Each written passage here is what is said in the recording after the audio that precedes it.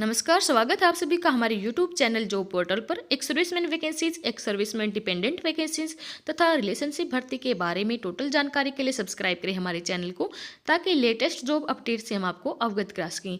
जैसा कि आप वीडियो के थंबनेल में देख चुके हैं, आज की जो हमारी वीडियो है वो एक सर्विसमैन के लिए रेलवे के अंदर गेटमैन की वैकेंसी निकली हुई है, जो टोटली एक सर्विसमैन के लिए रिजर्व्ड है। उसके बारे में जानकारी लेके आए हैं।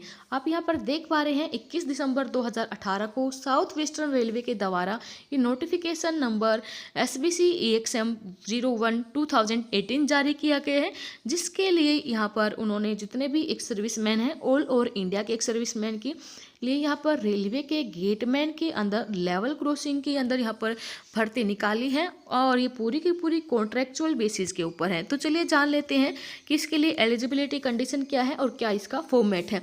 तो टोटल नंबर ऑफ वैकेंसी देखें तो टोटल नंबर ऑफ वैकेंसी जो डिसाइड की गई है 569, यानी 569 वैकेंसीज यहाँ पर निकली हुई हैं। UR कैटेगरी के लिए 287, SC के लिए 85, ST के लिए 43 और OBC के लिए 154 यहाँ पर वैकेंसी निकाली गई हैं। और ये जो गेटमैन की यहाँ पर अपॉइंटमेंट होने वाली है वो बेंगलुरु डिवीज़न के अंदर होने वाली है। उसके बाद एलिजिबिलिटी कंडीशन की बात करें तो एक्स सर्विसमैन जो कि मिलिट्री सर्विस से डिस्चार्ज हुए हैं और जो जिनके पास यहाँ पर डिस्चार्ज सर्टिफिकेट है, आइडेंटिटी कार्ड है, पेंशन पेमेंट ऑर्डर यानी PPO है, वो इसके लिए अप्लाई कर सकते हैं। अपर एज की बात करें तो मैक्सिमम आप 60 साल तक यहाँ पर, मतलब आपकी एज जब 60 साल हो जाएगी उसके बाद आप यहाँ पर जॉब नहीं कर सकते हैं। तो यहाँ पर एज ऑन अपॉइंटमेंट की बात करें तो 55 ईयर या उससे कम की एज के यहाँ पर अपॉइंट किए जाएंगे। एक्स सर्विसमैन के पास यहाँ पर गुड रीडिंग और राइटिंग एबिलिटी होनी चाहिए। इसके बाद एजुकेशन क्वालिफिकेशन की बात करें तो 10th पास, ITI from the institute recognise by NCBT या फिर SCBT होना चाहिए। उसके बाद मेडिकल स्टैंडर्ड की बात करें तो जो गेटमैन के पद के लिए एक सर्विसमैन की भर्ती होने वाली है, तो रेलवे मेडिकल स्टैंडर्ड के तहत आप यहाँ पर एलिजिबल होने चाहिए। अब ड्यूरेशन की बात करें तो ड्यूरेशन यहाँ पर जो प्रोबेशन पीरियड है या मतलब कॉन्ट्रेक्चुअल पीरियड है वो यहाँ पर 1 साल का होने वाला है। रेगुलरली आपको यहाँ पर 1 साल तक ड्यूटी करनी पड़ेगी। अब जो आगे बात करें हम यहाँ पर अमोलमेंट्स या फिर फैसिलिटीज़ की, तो टोटल अमोलमेंट्स आपको पेड किया जाएगा 23,000 रुपये। और उसके बाद यहाँ पर नाइट ड्यूटी अलाउंस या फिर जो एनुअल ड्रेस अलाउंस है उसके रूप में 5,000 रुपये आपको प्रोवाइड किए जाएंगे। एक्स सर्विसमैन जो गेटमैन के पद पर तैनात होंगे उनके लिए यहाँ पर 10 डेज की पूरे पीरियड के अंदर, मतलब 1 साल के लिए 10 दिन की यहाँ पर कैजुअल लीव दी जाएंगी। इसके अलावा अगर आप कोई लीव लेते हैं तो वो मंथली डिडक्ट आपकी कर ले जाएंगे। उसके बाद जो आपका डिडक्शन है वो आपके EPF ESI को भी यहाँ पर प्रभावित करेगा। जो एज पर गवर्नमेंट रूल आपको EPF या फिर ESI दिया जाता है उसको प्रभावित करेगा। चलिए जान लेते हैं कि कितना पेमेंट डिटेल है। तो पेमेंट पर डे की बात करें 587.50 है, मंथली की बात करें 17,625 है, statutory contribution toward EPF employ के लिए 17.50 है और मंथली की बात करें तो 2,115 है। यहाँ पर बात करें EPF एम्प्लॉयर के लिए तो 17.50 और मंथली 2,115, ESI एम्प्लॉय के लिए 10.26 और मंथली की बात करें 308 होगा। सिमिलरली ESI एम्प्लॉय कंट्रीब्यूशन देखें तो पर डे यहाँ पर 27.90 और मंथली यहाँ पर 837 होगा। मतलब टोटल यहाँ पर देखें अमोलमेंट बनता आपका 23,000 रुपये।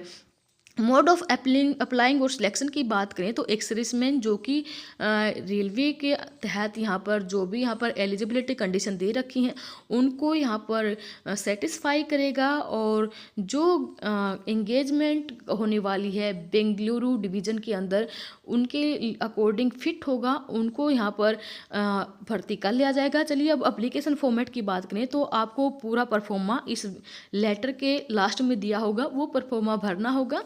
और जो इसके इस बाद आपको 7 जनवरी 2019 से होने वाले इंटरव्यू में शामिल होना होगा। मतलब 7 जनवरी 2019 को यहाँ पर आपको इंटरव्यू के लिए जाना होगा।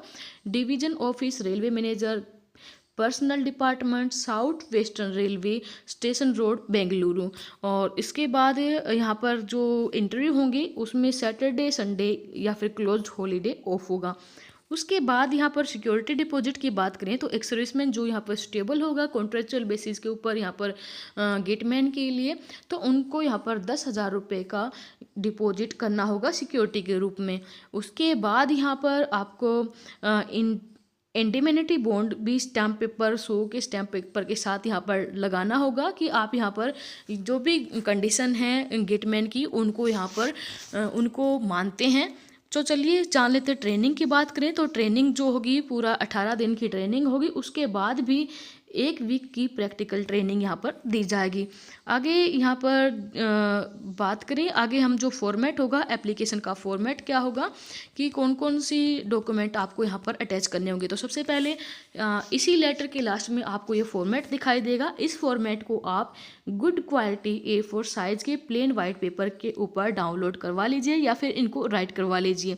उसके बाद यहाँ पर आप देख पा रहे हैं, यहाँ पर आपको अपनी हैंड राइटिंग में अपने स्पेसिमेन सिग्नेचर देने होंगे और फॉर्मेट के अंदर यहाँ पर सबसे पहले आपको कैपिटल लेटर में अपना नाम देना होगा, फादर नेम देना होगा, आपका नियरेस्ट रेलवे स्टेशन क्या है वो डालना होगा, एड्रेस फॉर कम्युनिकेशन आपका फ़ोन नंबर या फिर ईमेल क्या है, कोड क्या है वो यहाँ पर डालना होगा, परमानेंट एड्रेस भी यहाँ पर डालना होगा, फिर डेट ऑफ बर्थ यहाँ पर डालना होगा आपको, यहाँ पर आपका मेल है या फीमेल है वो डालना होगा, नेशनलिटी डालनी होगी, मैरिटल स्टेटस डालना होगा। उसके बाद जो पर्टिकुलर्स हैं आपके मिलिट्री सर्विस के वो यहाँ पर अटेस्टेड फोटोकॉपी के साथ डालने होगी, मतलब discharge certificate, PPO copy, identity card, इनकी यहाँ पर फोटोकॉपी आपको अटैच करनी होगी जो सेल्फ अटेस्टेड होने चाहिए फ़ोटो आपकी।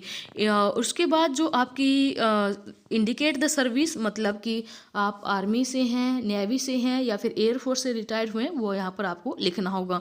उसके बाद आपकी रैंक क्या थी वो यहाँ पर लिखनी होगी, मिलिट्री सर्विस नंबर क्या था, date of enrolment, date of attestation और डेट ऑफ डिस्चार्ज क्या है, टोटल सर्विस आपके कितने ईयर, कितने मंथ, कितने डे हैं वो भी यहाँ पर आपको लिखना होगा। उसके बाद रीजन फॉर डिस्चार्ज वॉलेंट्री है या फिर अदर रीजन है वो भी आपको यहाँ पर डालना होगा। जिला सैनिक बोर्ड या फिर एम्प्लॉयमेंट एक्सचेंज रजिस्ट्रेशन नंबर जो है अगर आपने कोई रजिस्टर कर रखा है तो यहाँ पर आपको डालना होगा, और 2 आपके पर्सनल मार्क आइडेंटिफिकेशन यहाँ पर आपको देने होंगे। उसके बाद जो एजुकेशन क्वालिफिकेशन है उसके सर्टिफिकेट की कॉपी भी आपको अटैच करनी होगी। क्वालिफिकेशन क्या है आपकी, कब पास की है, स्कूल या बोर्ड या यूनिवर्सिटी, परसेंटेज कितनी है, अप टू 2 डेसिमल आपको यहाँ पर देनी होगी। उसके बाद यहाँ पर आपको डिक्लेरेशन करना होगा कि जो भी मैंने नॉलेज यहाँ पर जो भी दे रखी है वो सारी इन्फॉर्मेशन करेक्ट है। उसके बाद यहाँ पर एप्लीकेंट का सिग्नेचर डालना होगा, नेम, डेट, प्लेस वगैरह डालना होगा। लास्ट में आपको ये 100 रुपये के स्टैम्प पेपर के साथ जो इंडिमेनिटी बॉन्ड है वो भी टाइप करना होगा, जिसमें आई जो आपका रेजिडेंशियल नंबर है वो सारे डाल के जो टर्म एंड कंडीशन है इनको ध्यान से पढ़ के आपको ये अटैच करना होगा। इसमें लिखा हुआ है कि जो ये मेरी जॉब है प्योरली कॉन्ट्रेक्चुअल बेसिस के ऊपर है, 1 साल के लिए ये वैलिड है। उसके बाद जो गेटमैन की पोस्ट के ऊपर मुझे तैनात किया जा रहा है वो मेरी प्रिस्क्राइब्ड जो मेडिकल कैटेगरी है वो उसके अकॉर्डिंग मैं फिट हूँ। उसके बाद मुझे जो टोटल अमोलमेंट मिल रहा है वो 23,000 रुपये का लमसम अमाउंट मिल रहा है, और मुझे EPF अमाउंट या फिर ESI जो अमाउंट है उसके बारे में फुल नॉलेज है, कितने डिडक्शन होने वाली है। उसके बाद मुझे पता है कि जो लिबरलाइज लीव रूल है रेलवे के अंदर सर्विंग करने के, उनके बारे में जो रेगुलर जो रेलवे एम्प्लॉयज होते हैं उनको दी जाती हैं वो मुझे नहीं दी जाएंगी।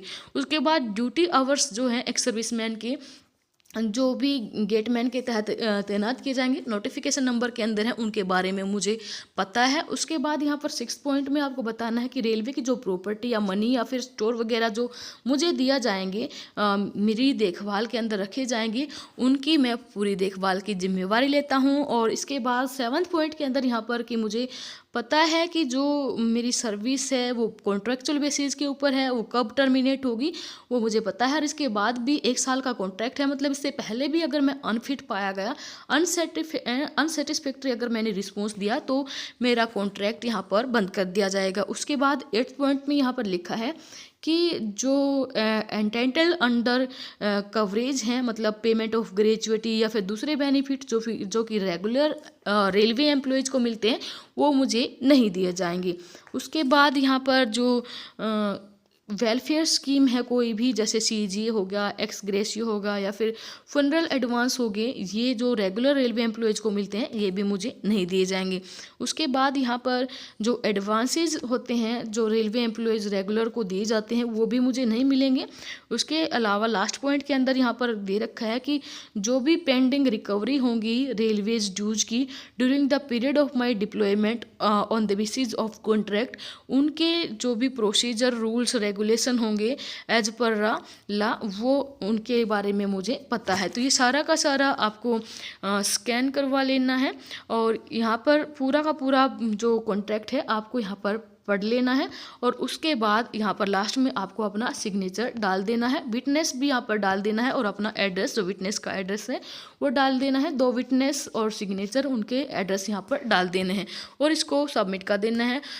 मतलब कि जब भी आप यहाँ पर इंटरव्यू के लिए जाएँ तो ये जो कॉपी है आपको साथ लेके जाने हैं, जितने भी यहाँ पर रिक्वायर्ड डॉक्यूमेंट हैं सारे इसके साथ अटैच करके, जो 7 जनवरी से इंटरव्यू होने वाला है उसमें आपको ये साथ लेके जानी है। तो आज के लिए बस इतना ही। आशा करते हैं वीडियो में दी गई जानकारी आपको वैल्यूएबल लगी होगी। फिर हाजिर होंगे आपके सामने लेटेस्ट जॉब अपडेट के साथ। तब तक के लिए बने रहे हमारे साथ। जय हिंद, जय भारत।